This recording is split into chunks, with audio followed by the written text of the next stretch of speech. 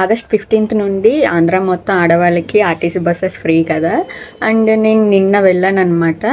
Okay, Aadhaar card చూపించాము, ఇచ్చేసారు, ticket ఇచ్చేసారు, వెళ్ళిపోయాము. ఓకే, బట్ నాకు అనిపించింది ఏంటంటే, అరే మరి 30-40 రూపాయలు ఖర్చు పెట్టలేని సిచ్యువేషన్లో ఎవ్వరు లేరు.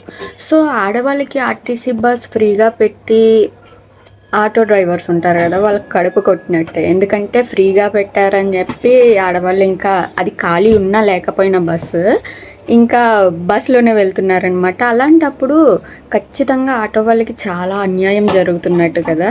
అండ్ మన స్టేట్ బడ్జెట్లో కూడా చాలా ఇష్యూస్ వచ్చేస్తాయి దీనివల్ల. ఎందుకంటే ఆర్టీసీ బస్ నుండి వచ్చే ఇన్కమ్ అనేది ఎక్కువ ఉంటుంది. ట్రైన్ నుండి వచ్చేది, ఆర్టీసీ బస్సు నుండి వచ్చేది కూడా మన స్టేట్ బడ్జెట్కి సంబంధించిందే కదా. సో అవన్నీ ఇష్యూస్ వస్తాయి. ఈవెన్ బస్సు ఎక్కిన ఆడవాళ్ళు కూడా అరే ఇది అవసరం లేదు, మేము అడిగామా అన్నట్టుగానే మాట్లాడుతున్నారనమాట. అఫ్కోర్స్ అది నిజమే కదా.